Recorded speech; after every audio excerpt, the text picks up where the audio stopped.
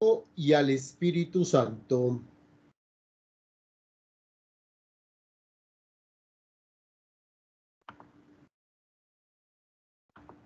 Sean bienvenidos a este curso del Apocalipsis, a este compartir sobre este libro del Apocalipsis. Indudablemente, pues hoy es la introducción, como se los hice ver en la programación que les remití, que nos encontraremos cada 15 días. Y es necesario que tengan la Biblia a mano, en lo posible, ¿no? Es importante tener el texto sagrado para poder buscar, mirar, porque no basta con escuchar porque la mente humana se olvida, pero si hemos tocado el papel, nos hemos acercado a él, hemos buscado las citas, nos va a permitir entonces realmente ir en un aprendizaje mayor. Quiero compartirles pantalla por hoy. Hice una pequeña presentación que espero que ustedes en este momento pasen a verla. Y nos acercamos al Apocalipsis.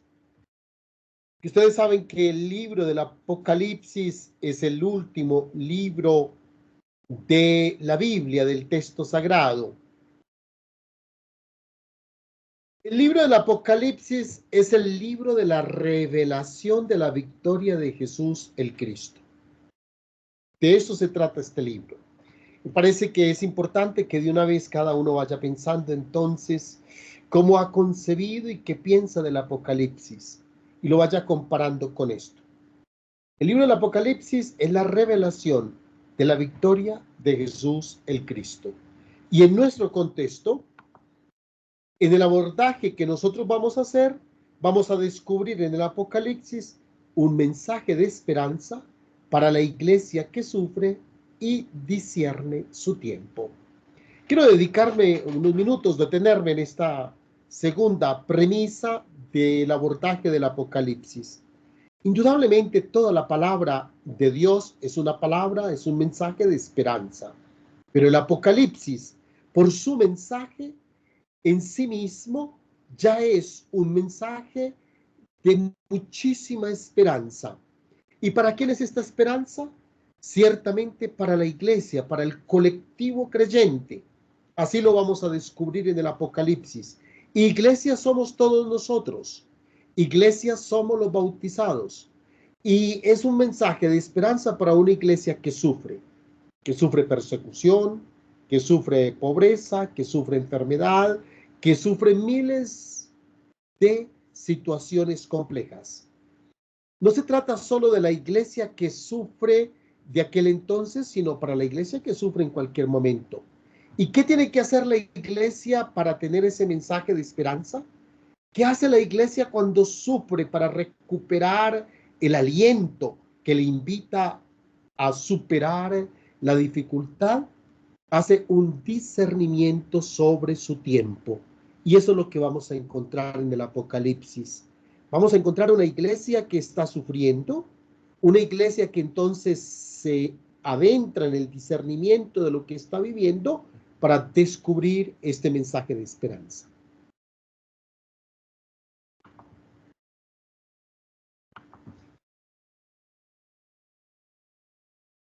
Permítame decirles, como les estaba manifestando, que estamos en el último libro del texto sagrado de la Biblia, y su lectura produce un curioso interés. La gente, cuando le dicen Apocalipsis, siente un curioso interés. Y llamo curioso interés porque tiene distintas manifestaciones. En algunos se manifiesta en temor. No, yo no lo quiero leer, padre, eso me da miedo, ese libro es complejísimo, ese libro trae muchas realidades difíciles y yo no quiero acercarme a eso. Incluso en algunos que se acercan a él dicen que se les despierta una especie de angustia, de miedo.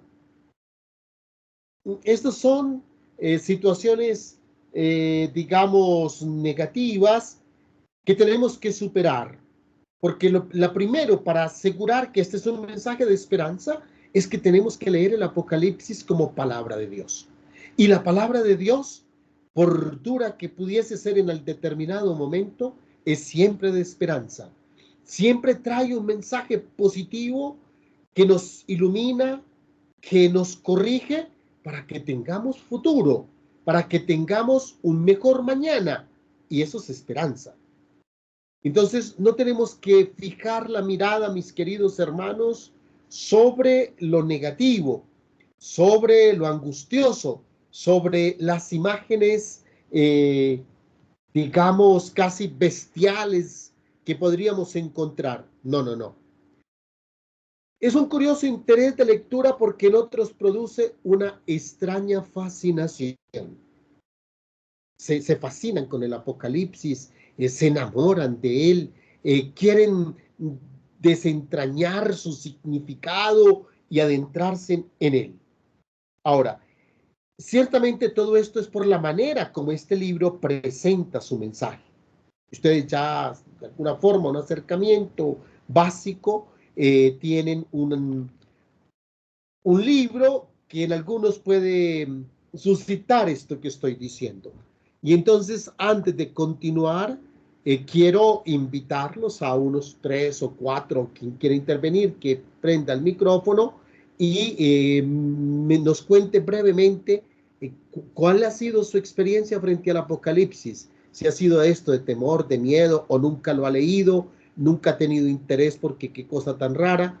Que nos cuente brevemente para como ver el terreno sobre el cual estamos. Los invito a que voluntariamente los que quieran puedan abrir el micrófono y nos digan, vea, yo ante el Apocalipsis he tenido esta experiencia.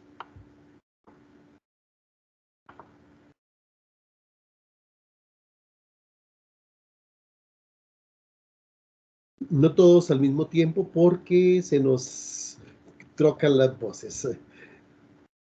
Buenas noches. Padre, Noches. cuando yo estaba en el colegio, que era bastante sardina, me entró la curiosidad de leer el libro. Fue tenaz, padre, me asusté muchísimo. Yo lloraba mucho leyendo ese libro. Me angustió. Bueno, Gracias. ahí tenemos curiosidad, tenacidad y angustia. Otra persona.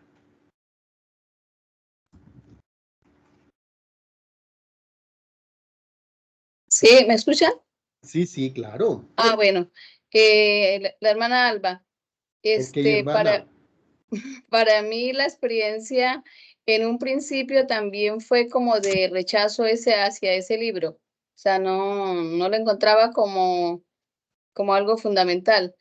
Luego ya después a nivel de las comunidades cristianas de evangelización, ahí ya empecé a entenderlo como el libro de la esperanza. Yo hice esto de Apocalipsis con los claretianos y ahí me cambió completamente la visión de lo que tenía de este libro y comprendí toda la revelación que encierra este libro y sobre todo la parte simbólica, ¿no? Ok, bueno, gracias, hermana. Bien, veamos una última persona que nos quiera compartir. Buenas noches. Nuevamente, padre. Sí, igual, desde el Callao.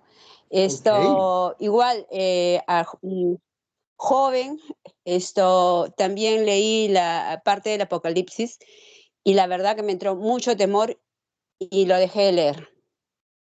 Después ya con el caminar, ya que después que tuve mi encuentro con Cristo y entrando a un poco de formación, ahí fui entendiendo el mensaje de esperanza que da, ¿no? Pero siempre con los términos y los números y la simbología que tiene, aprenderla a entender, a veces cuesta un poco, causó mucho temor en mí, mucho miedo. Y no lo terminé de leer, lo dejé a la mitad, menos de la mitad, por el miedo. Y ahí me quedé, pero ya luego lo fui entendiendo un poquito. Ok, bien.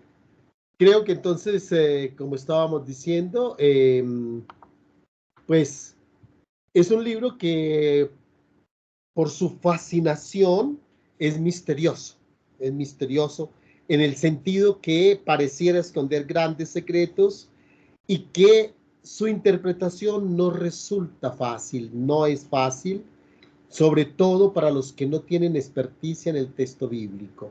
En el mundo de los expertos, pues, eso es otro tipo de orientación. Y para entender el Apocalipsis se necesita una orientación.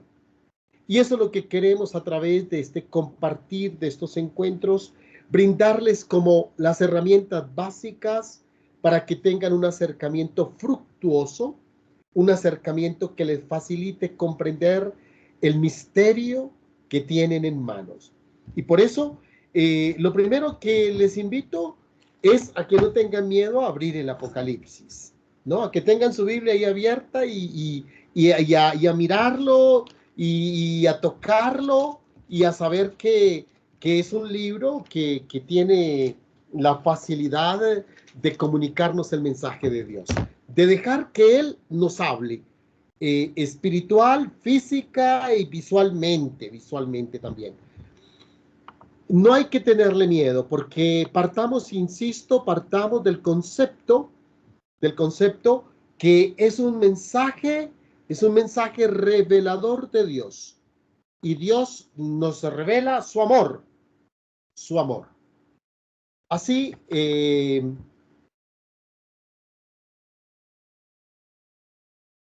ahí tienen ustedes en griego, Apocalipsis. Es el nombre de este libro, Apocalipsis, en griego. Lo tradujeron, esta palabra que se están viendo ahí, Apocalipsis, lo pasaron así al español, pero realmente no es la traducción de la palabra, simplemente hicieron una transliteración de letra por letra y Apocalipsis.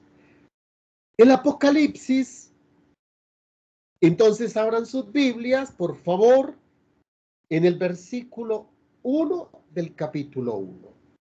Y se llama Apocalipsis este libro porque la primera palabra que encontramos en griego es Apocalipsis.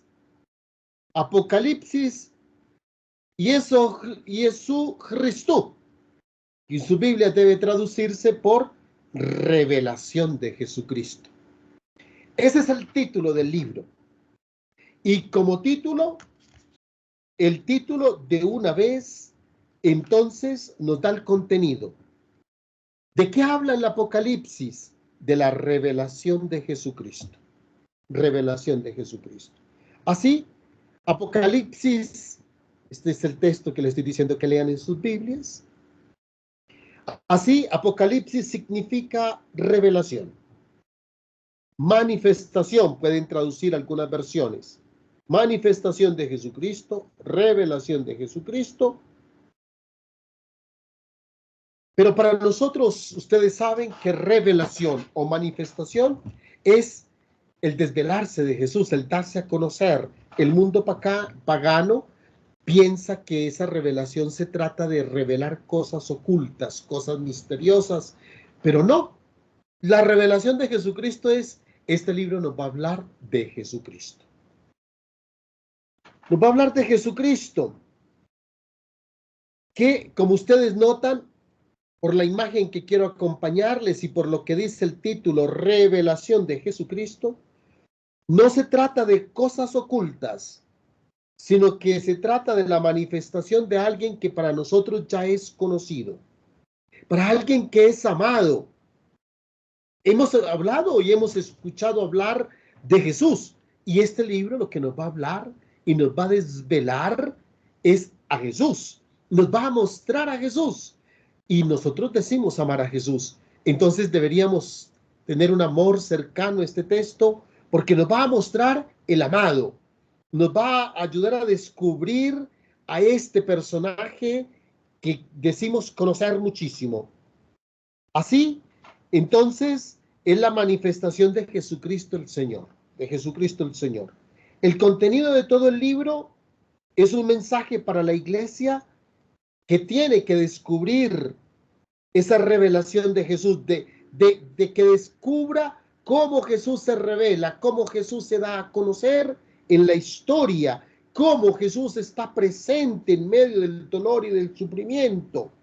Es un mensaje escondido en las realidades de la historia, ¿no? Que nos anima a esperar su segunda venida.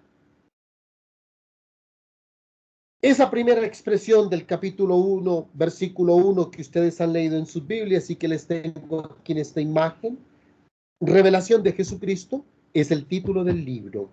Pero todos estos primeros 3 versículos, los autores bíblicos, los estudiosos de la Biblia, lo llaman título largo. Y entonces voy a permitirme leer el título largo porque nos dará el elemento. Usted sabe que un título nos dice de qué vamos a encontrar en ese libro. Si yo me encuentro un libro que dice cocina sabrosa, pues ya sé que me voy a encontrar con recetas de cocina. Entonces tenemos que leer este título largo para animarnos y ver qué es lo que vamos a buscar allí. Revelación de Jesucristo, que Dios le encargó mostrar a sus siervos acerca de lo que tiene que suceder pronto.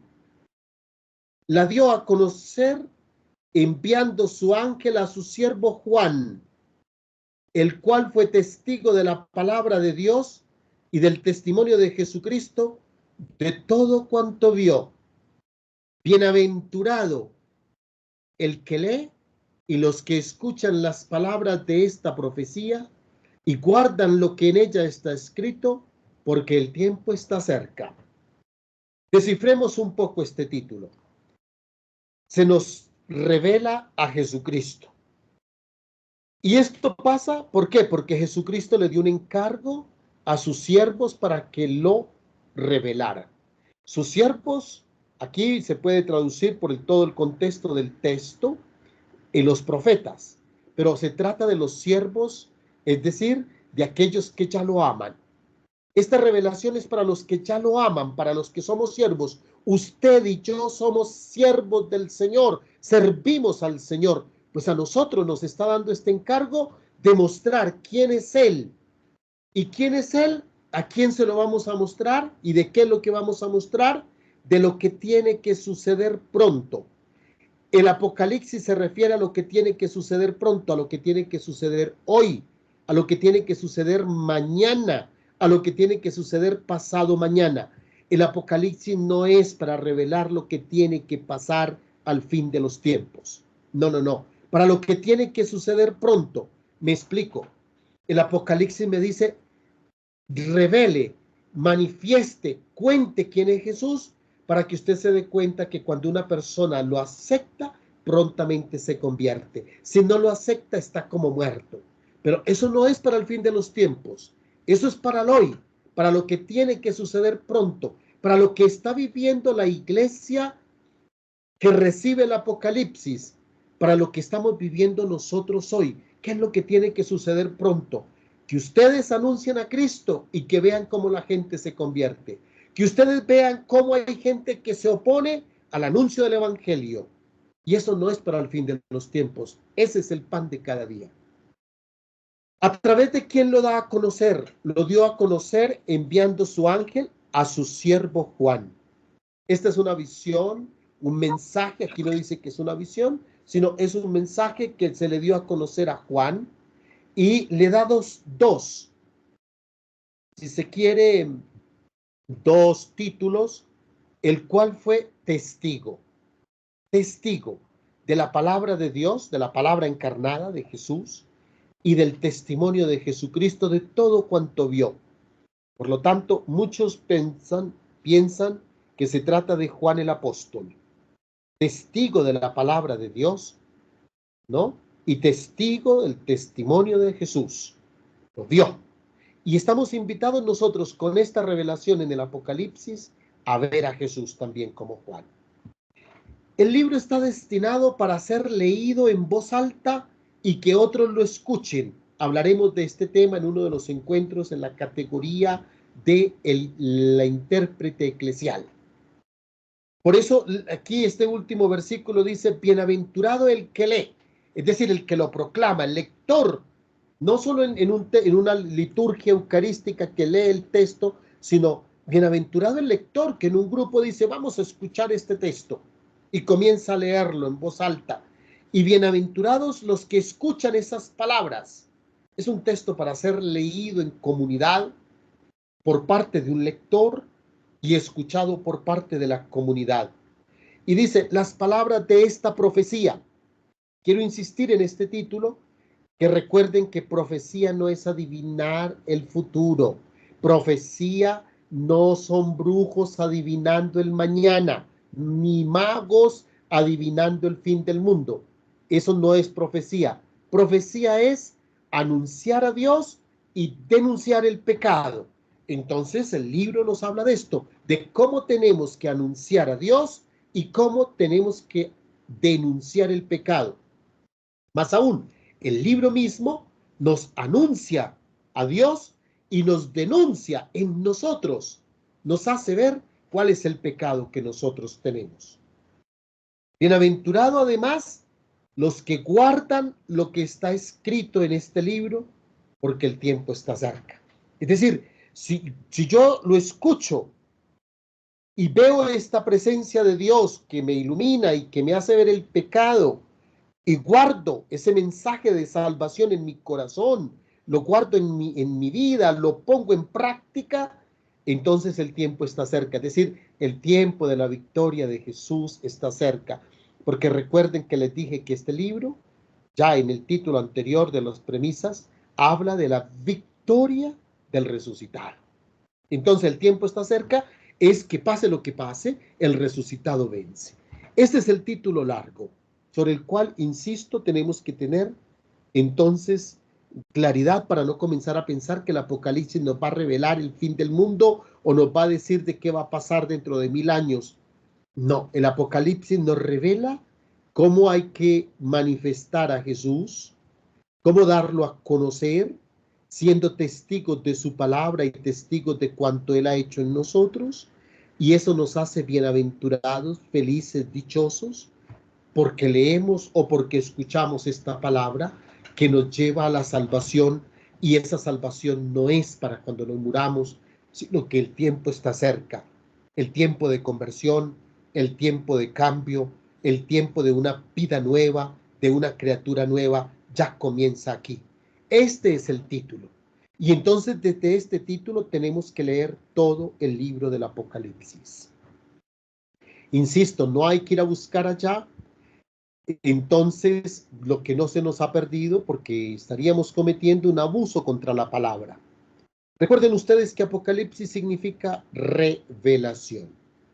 Insisto, Apocalipsis es un término griego que significa revelación, y el libro nos descubre una imagen que está velada u oculta. El libro nos hace ver que en medio de los problemas de hoy, que en medio de la crisis que vive la iglesia, ahí en esa crisis está escondida la imagen de Jesús. Y entonces por eso tenemos que discernir el tiempo para ver a Jesús en este tiempo. Y es una revelación victoriosa de Jesús como Mesías. Recuerden ustedes que Mesías significa Cristo, significa ungido.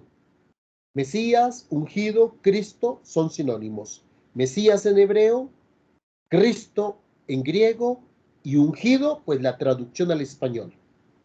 Y que es hijo de Dios y que permanentemente actúa en la realidad del mundo. Hoy está actuando el Señor en medio de las realidades políticas, de guerra, de conflicto. No es que Jesús sea desentendido, no. Está ahí escondido. ¿Y qué tenemos nosotros que hacer? Con las ayudas que nos da el Apocalipsis, develar esa foto.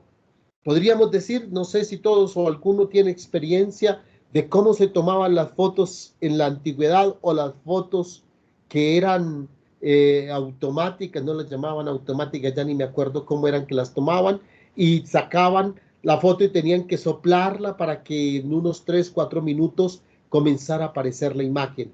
Pues el Apocalipsis es eso, nos ayuda para que tomemos la foto de la realidad de hoy y saquemos esa foto para ver a Jesús ahí en medio de ella. Y con esa imagen de Jesús con Jesús presente en la historia, descubrir el sentido de la historia. Por eso, cuando vemos que la historia tiene problemas y la historia tiene guerra, pero descubrimos esta foto como en la imagen que estamos viendo, que ahí detrás está Jesús, eso nos llena de esperanza. Entonces, esta guerra tiene otra solución, este problema económico tiene otra solución, este alboroto político que tenemos tiene otra solución. Detrás de todo eso está el Señor y Él sabe dirigir esta historia. Como estoy presentando la introducción a todo el libro, les tengo que hablar y decir quién lo escribió. Y ahí sí les voy a pedir, vuelvan a la Biblia, por favor, porque cuando hablamos de autores del texto sagrado, hablamos de varios elementos. Los testigos intraescriturísticos, es decir, dentro de la misma escritura. Testigos fuera o extraescriturísticos, fuera del texto. Y vayamos a los testigos dentro del texto. Y no sé si de pronto una de las hermanas abriera el micrófono y nos leyera el versículo 1 del capítulo 1. Nos leyera esos 3 versículos del capítulo 1. El versículo 1, el versículo 4 y el versículo 9.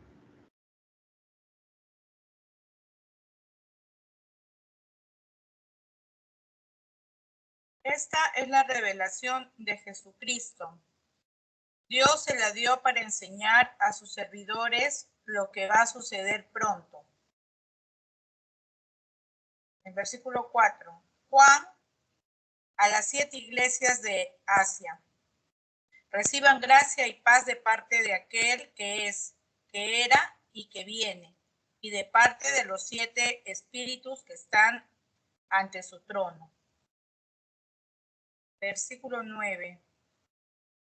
Yo, Juan, hermano de ustedes, con quienes comparto las pruebas, el reino y la perseverancia en Jesús, me encontraba en la isla de Patmos a causa de la palabra de Dios y de las declaraciones de Jesús. Ok, y si usted misma, hermana, que ya tiene el micrófono abierto, buscas en el capítulo 22, el versículo 8, y así leemos todos estos testigos intraescriturísticos.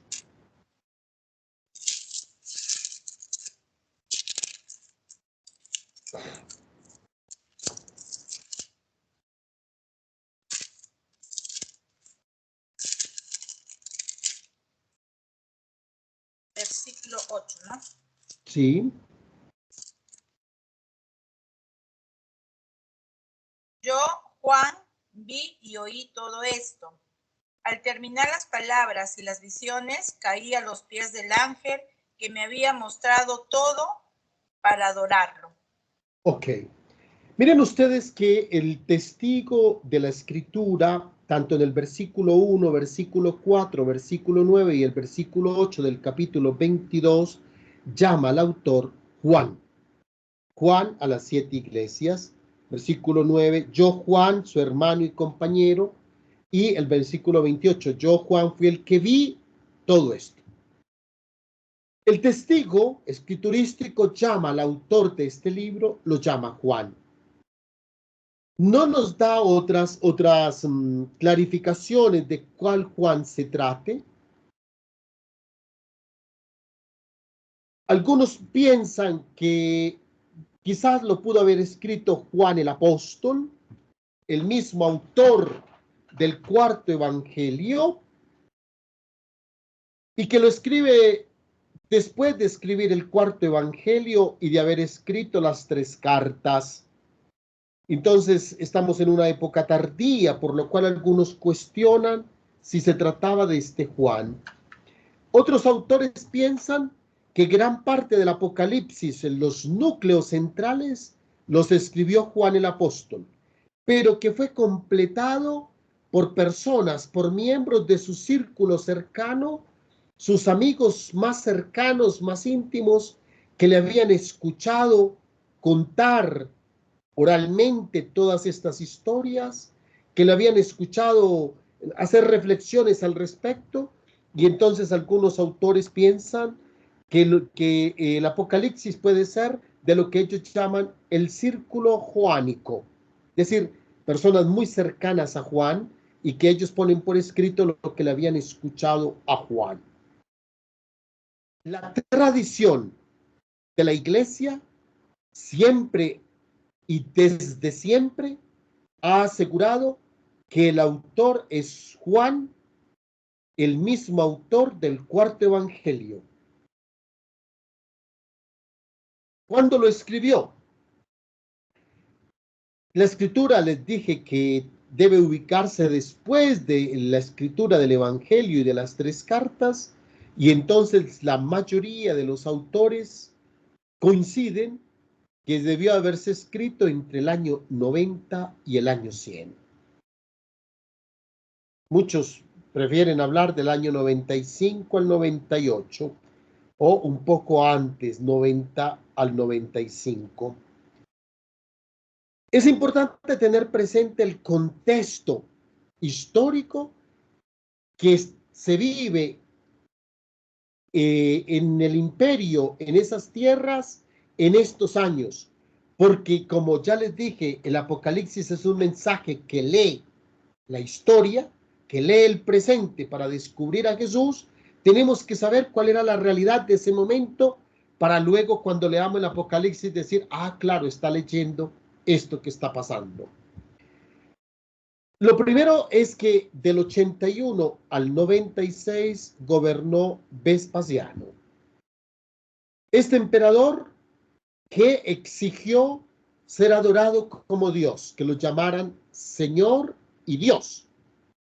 Y como los cristianos no accedieron a llamarlo así, desató una persecución contra los cristianos.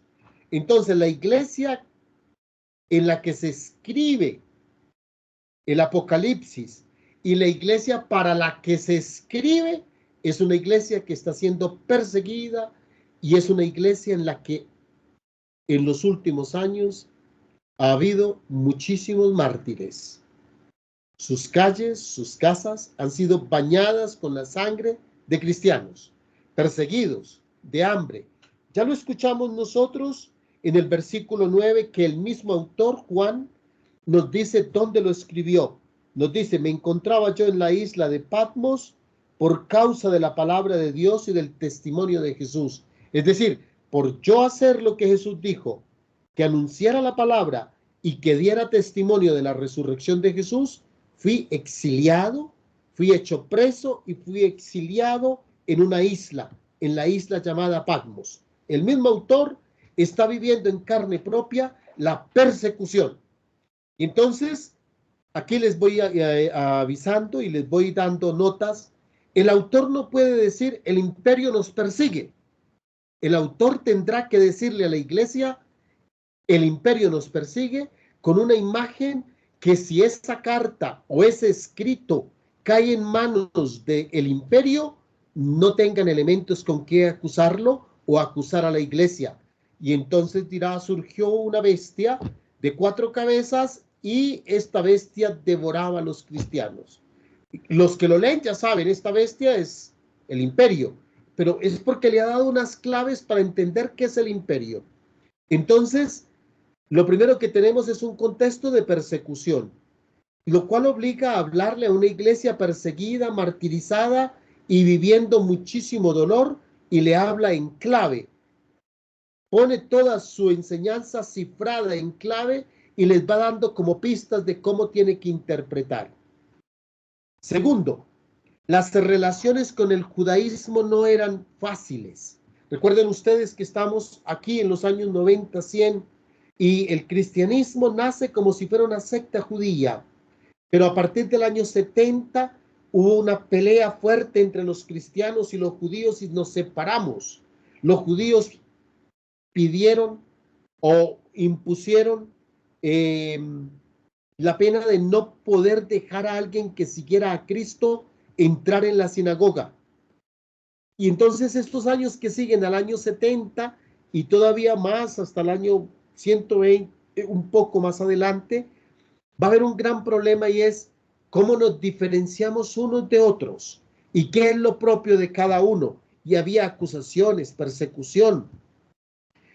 Recuerden ustedes, ¿cómo puede orar Pedro o Pablo o Juan, que son judíos? Pues lo que habían aprendido como judíos, pero ahora que se les prohíbe, ahora que no están allí, tienen que reinscribir, tienen que reactualizar su relación con Dios y ver cómo son esas relaciones con el judaísmo. Entonces, no solo es un escrito para un mundo que los está persiguiendo y matando, sino para un mundo donde sus propios cercanos, que son los del judaísmo, se han dividido, los han superado, los han renegado, los han arrinconado, y ellos tienen que encontrar su propia identidad. Y entonces el autor, Juan, tomará muchos signos del Antiguo Testamento, pero ya no los lee desde el judaísmo, sino que los va a leer desde la persona de Jesús. Nos va a mostrar, nos va a revelar cómo ese signo que en el Antiguo Testamento hacía referencia a esto o aquello, ahora hay que cambiarle de significado y entenderlo desde Jesús. Piensen ustedes, el judaísmo lleva miles de años y su relación con Dios era el sacrificio de animales. Ahora aquí el autor tiene que insistir que el único sacrificio, el único animal posible de sacrificar por nuestra relación con Dios es el cordero sin mancha, pero que no se trata de un cordero como cordero, sino de un hombre que es cordero, de Jesús. Y eso no es fácil, y tendrá que ponerlo también en clave, y entonces lo pone en clave para que el que lo lea lo entienda, porque tiene las claves para descifrar lo que está diciendo. El que no las tiene se queda sin saber qué quiso decir. Por eso necesitamos una introducción al Apocalipsis, para que se nos brinden las claves de poderlo interpretar, porque si no, nos quedamos sin con qué entender, nos llenamos de angustia, de miedo, de temor y dejamos de leerlo. Pero vuelvo a insistir, es un mensaje de esperanza para decirnos tranquilo, la situación difícil, las relaciones complejas con los demás tienen solución porque Cristo está en medio de todo ello. Las relaciones con el imperio mismo no solo era la persecución dada por el emperador, sino las relaciones con el imperio. El imperio tenía temor, angustia, miedo de que los cristianos fueran un peligro para el imperio. Y entonces el Apocalipsis va desvelando que los cristianos no son un peligro para el imperio, que es al contrario, que es el imperio el que es un peligro para los cristianos. Y las relaciones se vuelven complejas. Claro, pero esto no lo puede decir el autor así. Ya está preso, está exiliado, allá preso en Patmos. Si escribe esto, pues seguramente le tocará la pena capital, lo matarán. Entonces, cuando él lo escribe cifrado, en clave, de forma que los guardias, al leer el texto que él va a mandar fuera y que lo revisaban, pues no encuentran nada que esté hablando del imperio. Pero cuando los cristianos reunidos en comunidad hacen lo que vimos en el título, alguien lo leía y los otros escuchaban, ellos tenían todos los elementos de clave para entender qué era lo que había dicho el apóstol autor. Y las pretensiones del emperador, que ya les dije, el emperador Vespasiano quiso que se le llamase Señor y Dios. Y para los cristianos, eso es inconcebible. El único que puede ser llamado Señor y Dios es Jesús. Y entonces el Apocalipsis nos va a insistir que el único que tiene ese título marcado en la pierna, marcado en el caballo que conduce, marcado en la capa que tiene, es Jesús, el resucitado. Solo a él le corresponden esos títulos y que los demás son bestias servidoras del mal. Claro, el imperio, insisto, no tenía estas claves y no sabía que esto era lo que estaba diciendo el apóstol cuando lo escribe. Pero la comunidad cristiana que tiene la experiencia y que sabe que Juan, el que lo escribe, no lo está sacando de oídas, sino que él está viviendo esta experiencia de exiliado, de preso, recluido en una isla, tienen todo el contexto para entenderlo. Aquí esta diapositiva, solamente recordarles, entonces es Juan en Patmos, donde escribe el Apocalipsis. ¿Dónde queda Patmos? Aquí tenemos el Asia Menor, ustedes ven en estos círculos rojos las iglesias de las cuales Juan va a escribirles. Les escribirá a Esmirna, Éfeso, a Pérgamo, a Tiatira, a Sardes, a Filadelfia, a la Odisea. Pero ustedes ven inmediatamente que ahí cerca, en el mar, al frente está la isla de Patmos. Allí está exiliado, preso, recluido el apóstol. Allí escribe y por los medios que tiene, seguramente cada 3 meses o cada 6 meses que iba un barco a llevar alimentos, con algunas personas, seguramente que se fue haciendo amigo de algunos que sentían simpatía por el cristianismo, secretamente mandaba a esas comunidades trozos de este texto, que va siendo leído y que va comprendiendo qué es lo que esta iglesia está viviendo en este momento a finales del primer siglo. ¿Por qué la iglesia está siendo perseguida? ¿Por qué los cristianos están siendo asesinados? ¿Qué les espera? ¿Es esta la derrota? ¿Es este el temor que temen? ¿O al contrario, en medio de todo esto hay una victoria? ¿Y de quién es esa victoria? Lo asegurará siempre el Apocalipsis. La victoria es del Cristo resucitado. No hay otra victoria. Así, para entender el Apocalipsis, es necesario tener presente como la estructura del libro. Y la estructura del Apocalipsis no es fácil, no es fácil. Cualquier libro de la Biblia, antes de usted leerlo, pregúntese. Normalmente la Biblia de Jerusalén al comienzo trae una introducción que les presenta brevemente la estructura. Y es bueno tener presente esa estructura porque ella nos ayuda a comprender qué es lo que está pasando y cómo se va desarrollando.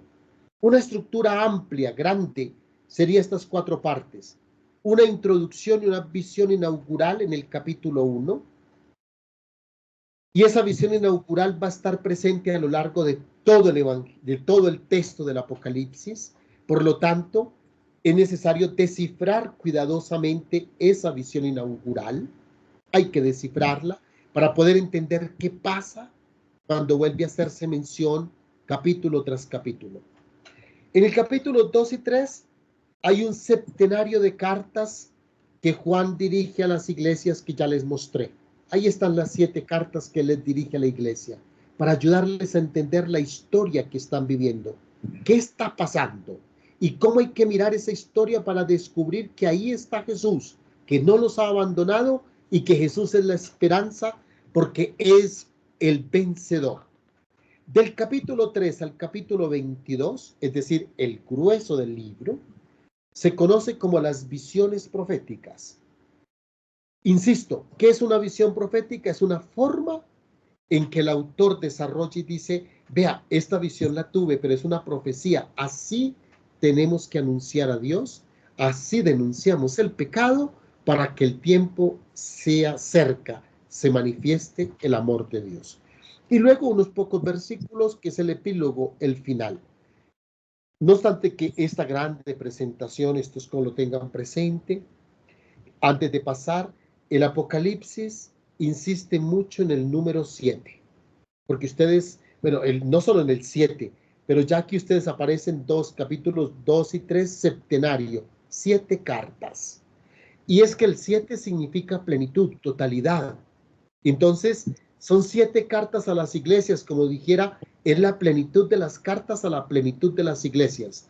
No que la iglesia en ese momento fuera solo estas 7 que tenemos acá, sino que el número dirigido a estas iglesias significa es el mensaje a la totalidad de la iglesia. Es decir, te incluye a ti y a mí hoy, porque el texto es vivo y eficaz y alcanza la totalidad de la iglesia. El Apocalipsis gusta de la numerología como uno de los elementos simbólicos y especialmente del número 7. Por eso, en una estructura más amplia, podríamos tener nosotros esto. En una estructura amplia, el Apocalipsis nos presenta a Jesús vencedor. Y es eso lo que tenemos que identificar. No se preocupen si hay fuego en el cielo o la tierra va a caer. Eso está diciendo que Jesús hace mover los astros, que Jesús los vence y que los astros le obedecen. No es porque eso tenga que pasar así. Apocalipsis. Y esta es la estructura amplia. Capítulo 1, introducción y visión inaugural. Capítulos 2 y 3, el septenario de las cartas. Luego, Ah, es que aquí, miren, mira, aquí. luego ustedes miren que el capítulo 4 y 5 es la visión del trono, el cordero y el libro de los sellos. Y este libro tiene 7 sellos, 7 cartas, ahora 7 sellos. Luego del capítulo 6 al 8 tenemos que los sellos se van rompiendo y va apareciendo qué significa cada uno. Terminados los 7 sellos, aparecen las 7 trompetas, capítulos 8 al 11. Luego una visión de la mujer y el dragón, las 2 bestias, el juicio y los 144,000, para volver del capítulo 15 al 16, las 7 copas. Entre una de ellas, el juicio de Babilonia, del capítulo 17 al 19, 10, ahí me faltó un 7. Y en el capítulo 19, finalmente, el milenio y el juicio. Juicio en el 20. Capítulos 21 y 22, aparte del epílogo, que son los 4 versículos que cierran, el nuevo mundo. Mis hermanos, todo desde el capítulo 1 hasta el capítulo 20 ya pasó. Y ya ha pasado. Y seguirá pasando porque es la dificultad que la iglesia vive de persecución, de relaciones con el imperio, es decir, con el Estado, de relaciones con las otras confesiones de fe. Aquí en el Apocalipsis, pues fue la relación con Vespasiano y el imperio romano y la relación con los judíos. Y ellos vivieron esa dificultad y la superaron porque Cristo les acompañó. Hoy la iglesia vive persecuciones con el Estado, independientemente de donde estemos. Los estados de alguna forma persiguen a la iglesia, quieren imponer una autoridad sobre ella, y tienen una pretensión de ser ellos señores y Dios, y nosotros no lo podemos permitir y entramos en conflicto con las fuerzas de Estado. Tenemos conflicto con los que no son de nuestra fe, llámese judíos o llámese nuevas iglesias. Y entonces aparecen esos conflictos. Pues todo eso del capítulo 1 al capítulo 20 muestra cómo se dan esos conflictos y cómo hay que resolverlos, o a dónde hay que colocar la esperanza para resolverlos. Lo único que falta del Apocalipsis que se cumpla es el capítulo 21 y 22, que es las bodas del Cordero. Es decir, si ustedes me lo permiten, aquí termina mi presentación de PowerPoint. Si ustedes me lo permiten, con lo que les estoy diciendo, ¿de qué tiene miedo?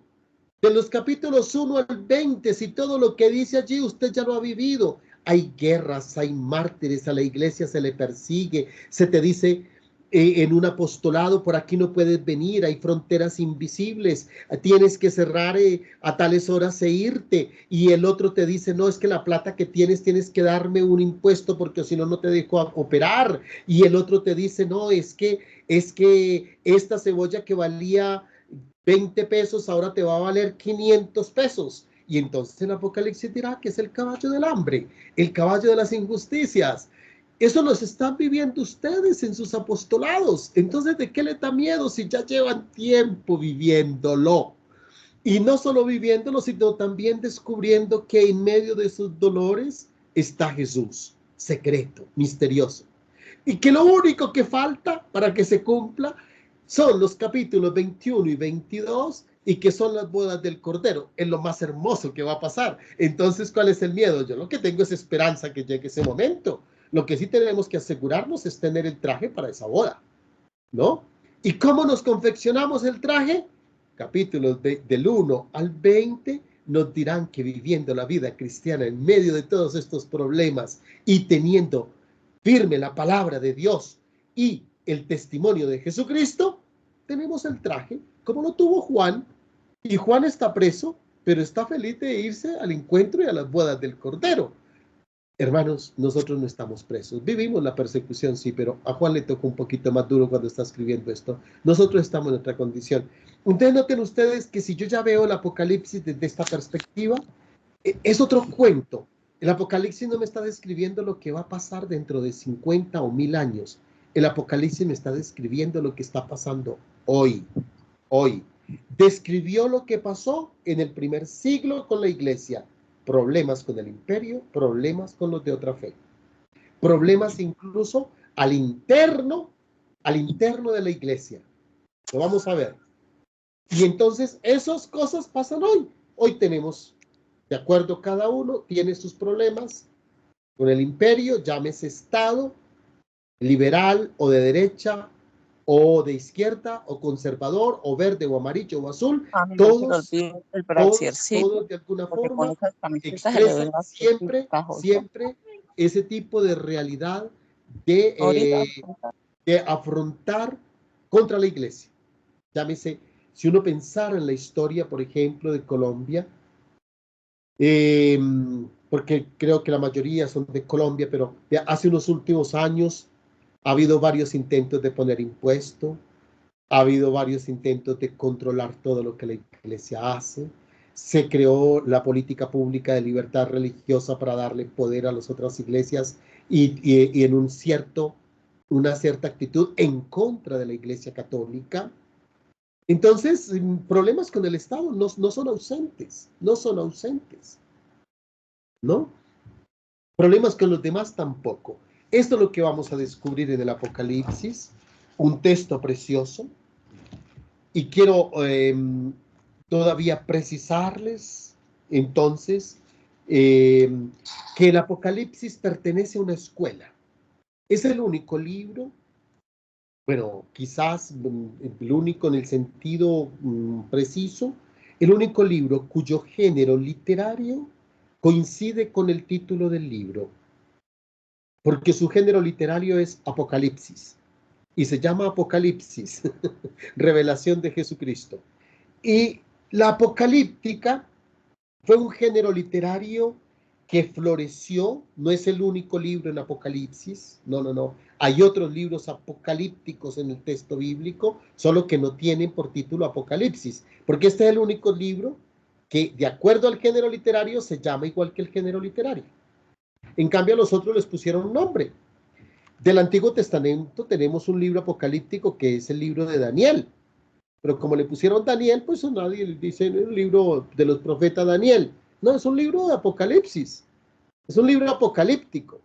La apocalíptica floreció especialmente entre el año 150 antes de Jesús y duró hasta más o menos el año 200 después de Jesús. Esos 350 años, la apocalíptica floreció muchísimo. Vea, Mateo tiene todo un capítulo de apocalíptica. Marcos tiene un capítulo de apocalíptica, ¿no? Y entonces, la apocalíptica, ¿qué pretende? La apocalíptica pretende facilitar que comprendamos la revelación de Dios como si se tratara de un conocimiento secreto, ¿no? Por eso dice revelar, pero es un conocimiento secreto no porque sea secreto, sino porque los problemas del mundo no lo dejan ver. ¿Y dónde está ese secreto? Está en el presente, en la historia, ¿Y hacia dónde apunta? Hacia el futuro. ¿Y quién tiene la victoria final? Jesús. Esa es la apocalíptica. La apocalíptica quiere revelar a Jesús en el presente para tener certeza que Él es el vencedor del futuro. Entonces, ¿que tengo miedo de lo que está pasando? No, la apocalíptica nos dice que Jesús es el vencedor. Cuando uno lee la apocalíptica, independientemente que sea el libro del Apocalipsis, sino también los otros textos apocalípticos, uno tiene claro que la fuerza vencedora, que en el mundo hay dos fuerzas, las fuerzas del mal y las fuerzas del bien, que las fuerzas del mal tienen distintos capitanes, que es Satanás, la bestia, pero que ella se vale del imperio, del mal, de la injusticia, para gobernar, para operar, y que las fuerzas del bien son capitaneadas por Jesús resucitado. Y se crea una pelea en la historia, Y claro, el autor tiene que pintarla y con caballos de colores, porque ya existían los colores. Entonces él dice, y salió un caballo de tal color y otro caballo de tal color. Es la pelea de las fuerzas del bien y del mal. Pero al final nos va a decir que el caballo del bien es el vencedor. Al cristiano que lo lee, ¿qué le queda en mente? Al cristiano que lee esto y que está viviendo hoy un conflicto, que hay corrupción, que hay impunidad, que hay delitos, que trabajar honradamente se consigue poco, el cristiano que lee esto tiene que decir, pero yo sé que al final hay unos vencedores. Por lo tanto, tengo que saber al lado de qué fuerzas me ubico. Porque ya sé que el que vence es el bien. Por lo tanto, si yo digo, no, yo prefiero tener plata y me hago al lado del mal, pues sepa que le vienen las de malas. Porque es la fuerza perdedora, así hoy aparentemente sean los que vencen, ¿no? Que el mal es el que manda y que el mal es el que toma las decisiones. No tengo por qué colocarme de parte de las fuerzas del mal, porque esas son las fuerzas que salen derrotadas al final de todo este proceso. No hay sino unos vencedores. Por lo tanto, el Apocalipsis está diciendo en clave, tú que lo has leído, ahora dime de parte de cuál de estas dos fuerzas te vas a parar. Porque aparentemente hoy el mal está siendo, el bien está siendo derrotado. Cada día los buenos son pocos y cada día el mal crece y son más astutos, etcétera, etcétera. Entonces, como que uno tuviera la tentación de decir, pero es que a los malos les da bien, entonces yo ¿por qué tengo que hacer esto? Yo más bien me voy a ubicar al lado de ellos. Pues usted ya sepa que no basta con leer lo que está pasando hoy, porque usted ya conoce el final, y al final usted sabe que vence el bien y no el mal. Entonces, párese al lado del bien y aférrese al lado del bien, porque esos son los que van a ganar. Los otros van a perder. Así hoy parezca que van a ganar, el mal va a perder. Esto es lo que llamamos apocalíptica. Y este género de apocalíptica se presenta con diversas características. Se destacan dos especialmente. Una fuerte expresión simbólica. Símbolos. ¿Usted sabe qué es un símbolo? Un símbolo es una imagen que no es la realidad. El Apocalipsis dice, y vi un dragón. No, es que no, mañana usted no va a ver un dragón. El dragón es un símbolo, hay que descifrarlo para saber qué carajo fue lo que vio. ¿No? Usted va por la vía y usted ve en la vía un cartel azul con una H mayúscula en blanco. Y esto es un símbolo. Y usted sabe que ese símbolo significa hospital. Pero usted no se va a parar ahí donde está el símbolo para decir, aquí me paro que es que este es el hospital. No, ese es el símbolo. Más adelante usted va a encontrar el hospital. Pero más adelante, no ahí. Porque si usted se aferra a ese signo y dice, es que yo vi esta H y esta H. No, ese no es el hospital. Ese es el símbolo. El hospital, que es distinto, con paredes de 4 pisos, con ventana y puerta, está más adelante. Si usted va por la vía y encuentra un cartel que tiene un tenedor y una cuchara, usted sabe que es restaurante. Pero no pare ahí, porque ahí no hay nada que comer. Ese es el símbolo. Usted tiene que descifrar más adelante, 1 kilómetro más adelante, unos kilómetros más adelante, se va a encontrar el restaurante. Ahí sí pare, entre y coma. Lo mismo pasa en el Apocalipsis. No se me quede con el signo, que es que leí que el sol va a temblar y que el sol se va a caer. Ese es un símbolo. Hay que ver qué es lo que está diciendo, porque si me quedo con el símbolo, entonces entro en angustia, en temor, en miedo y no descubro lo que me quería decir. Entonces el Apocalipsis tiene una fuerte carga simbólica. Una fuerte carga simbólica. Yo les digo que no hay versículo que no haya que descifrar. No hay versículo que no haya que descifrar. Eso hay que ir despacio, palabra por palabra. Aquí lo tengo que descifrar, y sobre todo cuando comienza a ver como imágenes, visiones, audición y todas esas cosas, todo eso hay que comenzar a descifrarlo, porque hay una fuerte carga simbólica. Quítese de la mente, que no, que es que el Apocalipsis dice que va a haber 3 días de oscuridad. Eso es símbolo.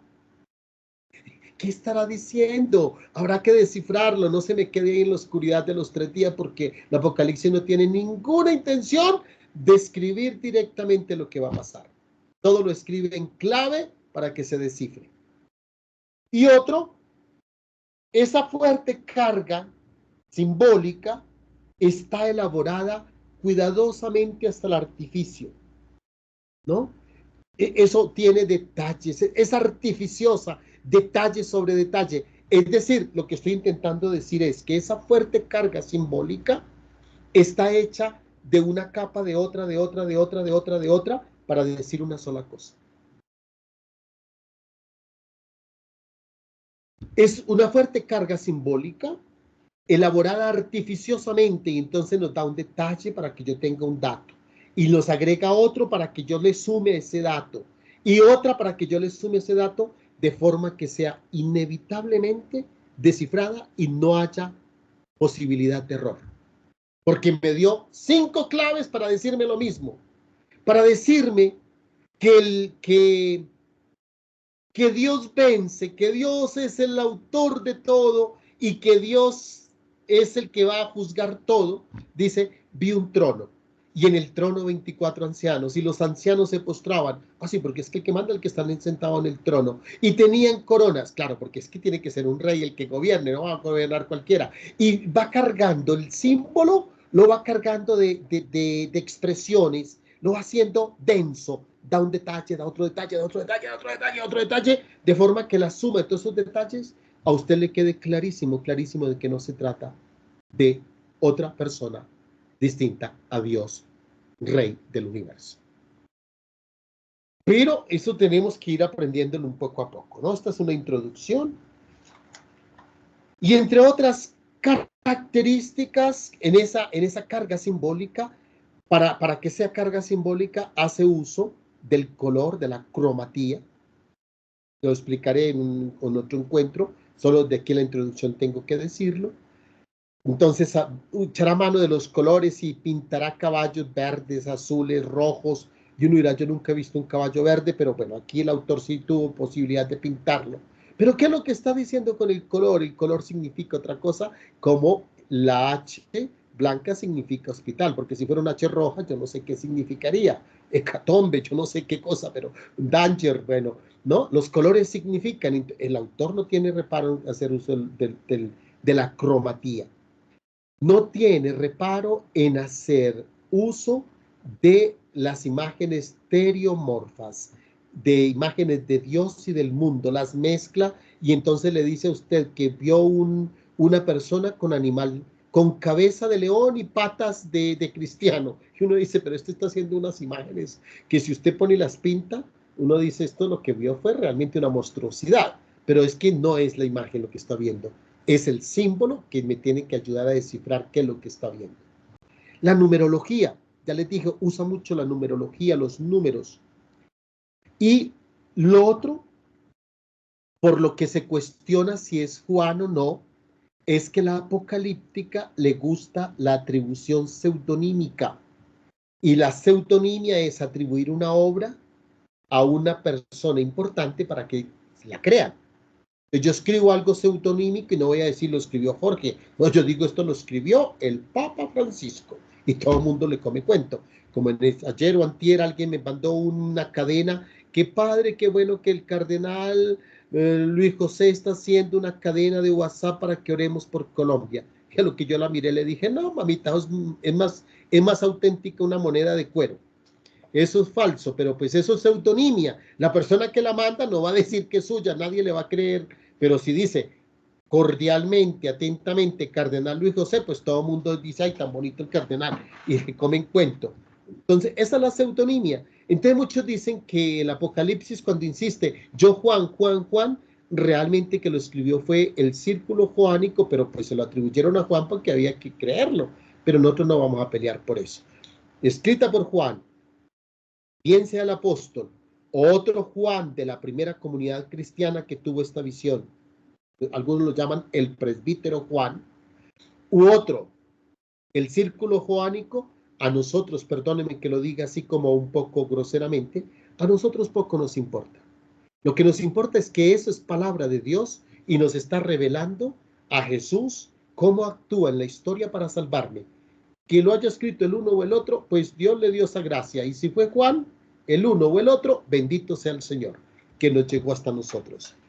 Así, el género apocalíptico se hizo popular en la vida cristiana y se piensa que esta apocalíptica que floreció en los años, en los 2 primeros siglos de la vida cristiana, que floreció más en los círculos joánicos, y por eso entonces se dice que el Apocalipsis pueda pertenecer a estos círculos. Quiero decirles que el texto se escribió en griego. Como ya les dije, la primera palabra en griego es Apocalipsis, revelación, manifestación. Pero detrás del griego que tenemos, uno nota que hay un sustrato, una mentalidad hebrea, una mentalidad de una persona que maneja bien el hebreo.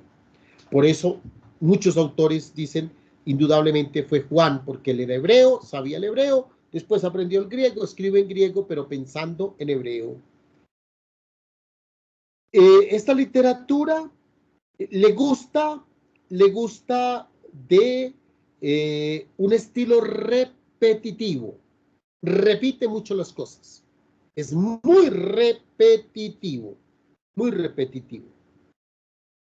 Miren ustedes el capítulo 1, versículo 4. Juan a las 7 iglesias de Asia. Gracia y paz a vosotros de parte de aquel que es, que era y que va a venir, de parte de los 7 espíritus que están ante su trono. Versículo 8. Yo soy el alfa y el omega, dice el Señor, aquel que es, que era y que va a venir. Vuelve a repetir lo que ya había dicho, que es, que era y que va a venir. Y una repetición así, que parecen unos estribillos, que al comienzo uno piensa que esto hace pesada la lectura porque volví me lo repitió y imagínese usted, y no quiero hablar mal, pero a veces uno se sienta a hablar con las personas de la tercera edad y dice, otra vez está repitiendo la misma historia ayer. Y a veces se nos hace cansón esa historia. Pues pasa a veces con el Apocalipsis lo mismo. Este viejito Juan, que ya si escribe en el 90 debe estar por los 90 años, debe estar por cerca de los 90, 95 años, pues nos repetía y nos repetía. Nos vamos a encontrar con esa repetición, pero que al mismo tiempo se convierte como en un estribillo de canción que nos va haciendo entender qué es lo que nos tiene que quedar en la mente. No más con lo que acabamos de decir, vea, el libro que nos va a revelar el Jesús que era, que es y que será. El que está y el que viene. Es decir, el Jesús, el mismo que describió la carta a los hebreos, diciendo, Jesucristo es el mismo ayer, hoy, siempre. Pero aquí el Apocalipsis usa otras formas y va insistiendo, estoy hablando del mismo Jesús. No se asusten, no pierdan la calma. Al contrario, recuperen la esperanza. Esto pareciera que es otro Jesús grotesco, difícil, con fuego y con cosas. No, es el mismo de ayer, de hoy, de mañana. Él es el mismito, solo que los tengo que describir así para que ustedes hagan el trabajito de descifrarlo. No, uno puede llegar a un restaurante y decir, me hace el favor y me regala un vaso de leche. Pero esta es una forma directa. Pero si usted quiere ser elegante, usted puede llegar y dice, tenga la bondad de regalarme un vaso de líquido del cuadrúpedo cuyo producto es lactosa sin agua. Está pidiendo un vaso de leche. Tendrás que descifrarlo, ¿no? Tendrás que descifrarlo. Y entonces, ante esta es lo que vamos a adentrarnos en el libro del Apocalipsis. El libro del Apocalipsis es un libro precioso que nos invita a reconocer al Señor. Bien, nos queda 4 minuticos para terminar este tiempo de nuestro primer encuentro. Y yo pues digo, si hay alguna pregunta, alguna intervención, alguna duda, dije alguna expresión, alguna afirmación que no se entiende claramente, pues aprovechen para poder clarificar las cosas.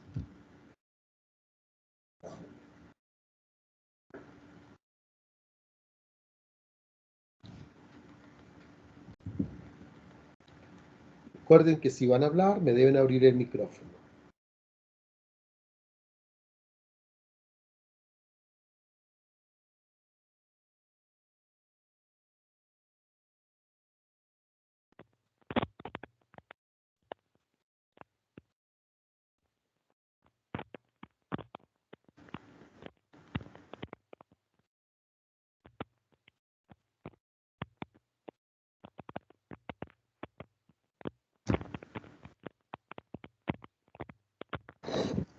Padre, una pregunta. Sí, claro. Con lo que hemos compartido, esos mensajes eran muy difíciles entonces de entender, o sea, ¿solamente los entendía algún pequeño número o cómo era eso? El mensaje contiene los datos que la comunidad ha vivido y lo puede interpretar. Es decir, la comunidad de ese momento que estaba viviendo toda la difícil situación, los entiende perfectamente al leerlos. Claro, para nosotros es que parece un poco complejo. ¿Por qué? Porque Claro. nosotros no vivimos esa historia, no la tenemos presente y entonces se nos hace difícil. Si nosotros hoy escribiéramos, no sé si nosotros hoy escribiéramos lo siguiente: y el hombre pecó y se opuso al amor de Dios y quiso controlar la vida, y Satanás le concedió el poder a una gran bestia que contagió de un fuertísimo virus a toda la humanidad, y por lo cual Dios les impuso que para que se salvaran tenían que permanecer encerrados en sus casas y no respirar ese aire contaminado del humo del maligno, y que tenían que por lo tanto tener sus bocas y nariz tapadas, y solo el que así lo hiciera se vería salvo, y aquellos que no se atrevieron a hacerlo fueron contagiados y alcanzados por el humo del diablo y los mató, y hubo una gran mortandad en el mundo, que los muertos aún se podían contar y recoger en las calles, y otros morían en los hospitales sin que ni siquiera sus seres queridos pudieran acercársele porque estaban tocados del mal, y el que estaba en el pie no podía ni tocarlos porque quedaba contaminado y corría el peligro de morir. Yo creo que todos ustedes entendieron que estaba hablando del COVID. Pero si eso se lo digo, a una persona dentro de 500 años, dice, ¿qué carajo está hablando?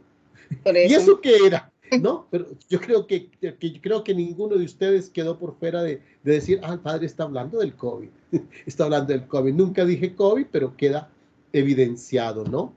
Si yo digo el mal ha hecho entrar la tentación en la vida de la iglesia, y en la iglesia se han cometido abusos contra niños, y por lo tanto la población se enardeció y ha metido y ha prendido candela a esos lugares y los ha hecho arder como lámparas en medio de la noche.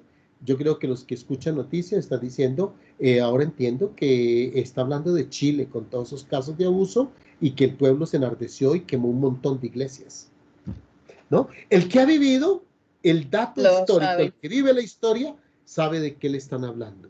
Pero el que no, pues dice, ¿de qué están hablando? Eso es como un lenguaje cifrado entre los muchachos del colegio. Ellos tienen sus palabras, sus cosas, hablan, y si uno se para al lado de ellos, uno no entiende de qué están hablando, y están usando el mismo español, mismas expresiones, pero están tan codificado que uno dice, yo no sé de qué carajos hablan, pero ellos entienden. Entonces también la comunidad cristiana de ese primer momento entendía lo que se había escrito porque estaban viviendo ese momento histórico.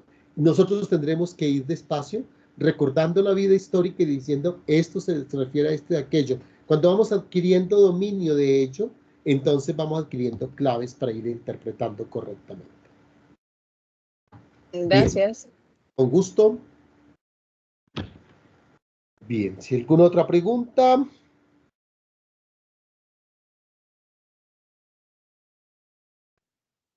Creo que la hermana Reme había hecho alguna consulta, pero no se le escuchó. Hermana Reme, tiene que abrir el micrófono.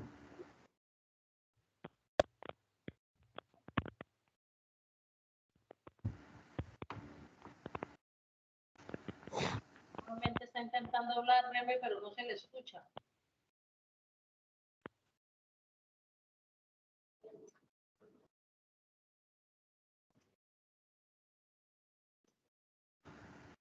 Bueno, ahora leí por ahí que ya me acordaron que la foto no se llama automática, instantánea. Una foto instantánea. Gracias.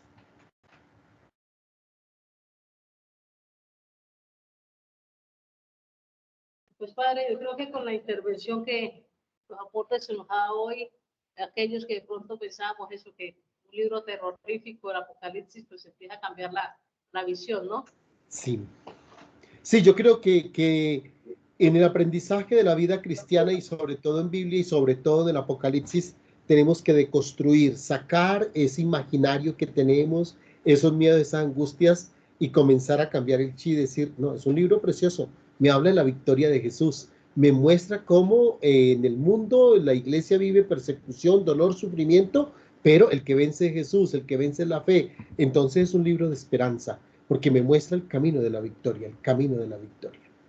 Y sacarnos de mente porque las películas, el cine, la televisión nos han vendido la idea de que el Apocalipsis es un libro que anuncia la destrucción del mundo y el fin del mundo. Entonces nos hemos quedado con eso. Yo le digo a la gente, vea, en el cine hacen las cosas para vender, para ganar platica, no para comunicar la palabra, ¿no? Entonces, pues ellos le ponen el carisma que necesitan para vender plata y eso de meter miedo y decir que así va a ser, eso vende mucha plata. Digo a la gente, ¿cuántas son las plagas de Egipto? Y entonces la gente me contesta 7. Le digo, sí, 7 en la película, porque en la Biblia son 10. En la Biblia son 10. Entonces la película sacó las 7 que le interesa porque son dramáticas, pero las 3 que son menos dramáticas, esas no las quiso reproducir en la película porque ¿para qué va a perder plata? Eso no llama la atención. Bueno. Ok. Si no hay preguntas, entonces yo simplemente les hago una recomendación. Hay que pedirle al Espíritu que les dé esa sabiduría para ir comprendiendo el Apocalipsis. Yo diría que todavía no es hora de adentrarse en él mientras no vayan teniendo otras claves. Pero ustedes cuando lo han leído han ido encontrando toda esa carga simbólica. Es importante que la vayan recortando, la vayan teniendo presente porque de hoy en 15 nuestro tema será la simbología, ¿no? Entonces, que ustedes tienen claro, uy, si el Apocalipsis habla de 12, de 7, de 2 cabezas, de un animal lleno de ojos, de esto, de aquello. Si va teniendo todas esas imágenes, va a comprender mejor cuando hablemos de la simbología, porque además pues no tendremos todo el tiempo para ir explicando una por una, sino que daremos como grandes núcleos, los números, los colores, los animales, el loteriomorfo, lo celeste, etcétera, etcétera. Pero entonces si usted, que no le cojan, digamos, como desprevenida ese compartir, que si yo digo, vea, hay una cantidad de números, usted diga, sí, yo sé que en la Biblia se habla de 1000, de 144,000, de un número incontable, de estos, de aquellos, de 2 profetas, todo lo que sean números, irlo recordando en lo poco que hayan ido leyendo. Y si leen algo, pues ir como colocando cuidado en eso. ¿Qué tipo de colores? ¿Qué colores aparecen? ¿Qué animales aparecen? ¿Qué signos, símbolos van apareciendo? ¿Qué sonidos? ¿Qué ruidos? Etcétera. Porque todo eso hay que interpretarlo y de eso estaremos hablando con la ayuda del Señor de hoy en 15 días. La simbología del Apocalipsis especialmente, porque podría estudiar la simbología en toda la apocalíptica. Algunos de estos se entran en toda la apocalíptica, pero me centraré en la simbología propiamente del libro del Apocalipsis. Así que entonces, espero que no haberles aburrido del encuentro y que digan, no, yo dentro de 15 días no estaré porque esto es muy aburridor, porque solamente con la promesa, solo con la promesa que escuchamos en el capítulo 1, versículo 3, bienaventurados los que lean y escuchen este libro. De solo por eso vuelvan dentro de 15 días para que escuchen y sean bienaventurados. Muchísimas gracias, Padre. Dios lo bendiga. Súper interesante. Muchas gracias. Padre Jorge, muchas gracias. Nos vemos entonces el 21 de marzo, ¿no? El 21 de marzo con la ayuda del Señor, sí, es correcto. Gracias, Padre. Sí, Padre, muchísimas gracias.